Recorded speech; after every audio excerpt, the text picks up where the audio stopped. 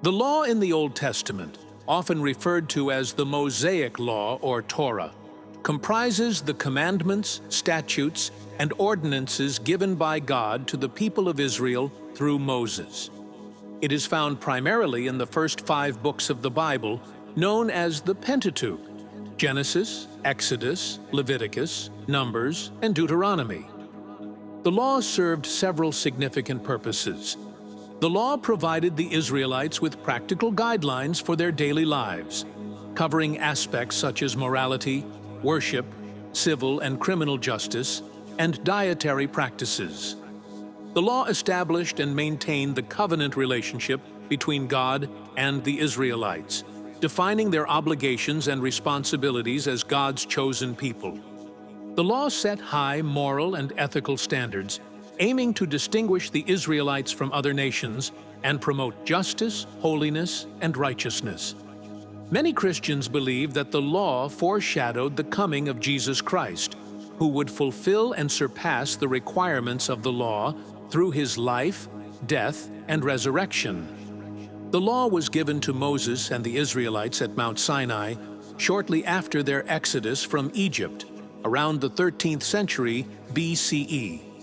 The law remains central to Jewish religious life and practice, and its principles continue to be observed and studied by Jewish communities to this day. In the New Testament, Jesus is portrayed as the fulfillment of the law. Christians believe that through Jesus' teachings, sacrificial death and resurrection, the requirements of the law were fulfilled, and a new covenant was established. Romans 10:4, Matthew 5:17. Therefore, while the law itself did not end, its role and significance were transformed with the advent of Christianity. Who was the law for? The laws given in the Old Testament, including the 10 Commandments and the broader Mosaic Law, were specifically delivered to the 12 tribes of Israel. They were provided as part of the covenant between God and the Israelites, primarily through Moses. The laws served as guidance for their spiritual, moral, and societal conduct, setting them apart as God's chosen people. Why was it given? The law, often referred to as the Mosaic Law, was introduced to the Israelites at Mount Sinai after their exodus from Egypt. This event is detailed in the book of Exodus, where Moses receives the 10 Commandments and other laws from God. The introduction of the law marked a pivotal moment in the relationship between God and the Israelites, as it established a covenant that defined their identity as a nation and their obligations to God. Before the Mosaic Law, the Israelites were indeed under the covenant of Abraham. The Abrahamic covenant, as described in Genesis, was a promise from God to Abraham and his descendants. It included blessings, the promise of numerous descendants, and the land of Canaan as their inheritance. This covenant was unconditional and based on God's faithfulness, symbolized by the act of circumcision. Abraham was considered righteous through faith by God. His belief accounted him righteous in the eyes of God, similar to the grace covenant that we are under now in present times. When the Israelites left Egypt, they were still under the Abrahamic covenant. They were still under grace. Then something changed. God's tone changed. Many theologians suggest that the shift in God's tone could be tied to the Israelites' overconfidence and lack of understanding of the seriousness of entering a covenant with Him. When the Israelites declared, "All that the Lord has spoken we will do," before the law was given, it demonstrated a bold commitment. However, their response might have lacked full comprehension of the weight of what they were agreeing to. The law wasn't merely about external obedience. It reflected God's holy character and required a deep, heartfelt commitment. After this declaration, God's revelation of His holiness became increasingly evident, including through the dramatic events at Mount Sinai: the thunder, lightning, smoke, and the sound of the trumpet. Exodus 19:16 through 19. This overwhelming display highlighted the awe-inspiring nature of God and the serious responsibility the Israelites were taking on. In a sense, God's tone became more somber and majestic to emphasize the magnitude of this covenant and the Israelites' need for humility and dependence on Him. This moment also foreshadowed their human frailty. Despite their promise, they quickly fell into sin with the golden calf incident while Moses was on the mountain. This showed their struggle to uphold their end of the covenant without constant guidance. It also ended up in 3,000 of them being swallowed up by the earth. Are we under the law?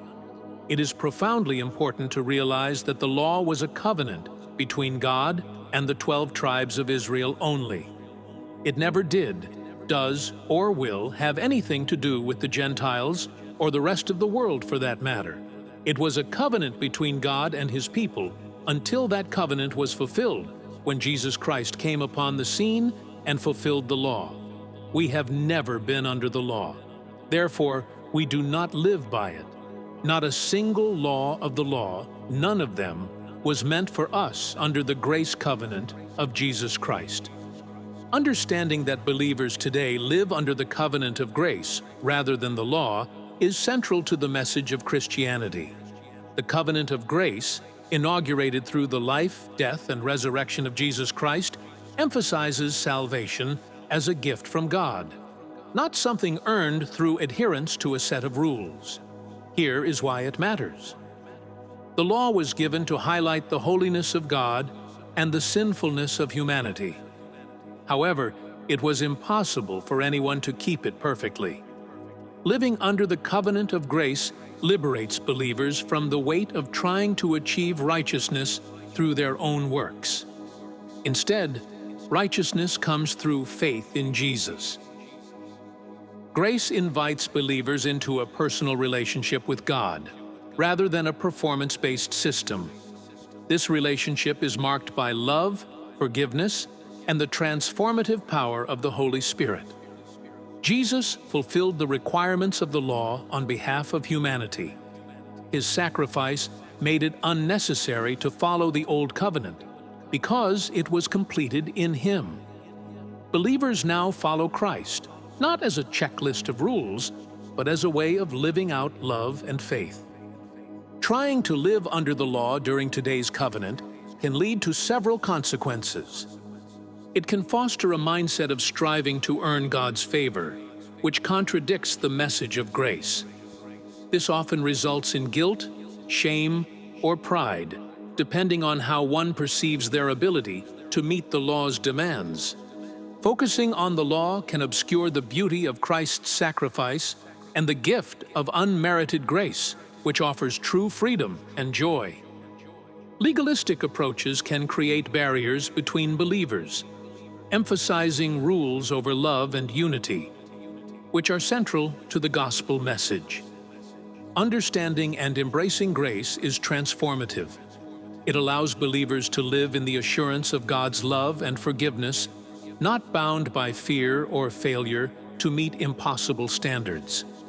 It's a beautiful reminder that faith is about trust and relationship, not perfection. From the moment the law was given, it was never meant for the entire world.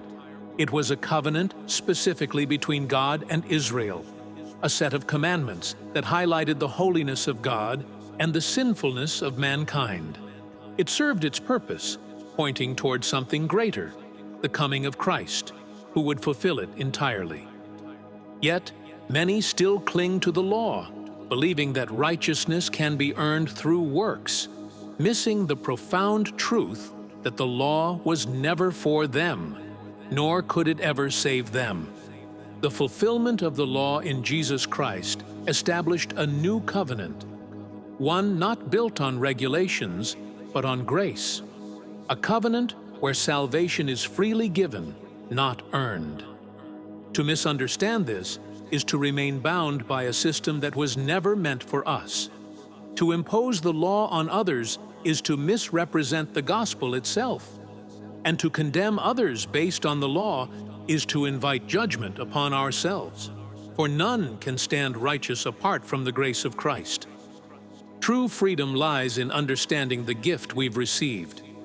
Grace has replaced the burden of the law, and through Jesus, we are no longer slaves to a system we were never under. We are heirs to a promise fulfilled.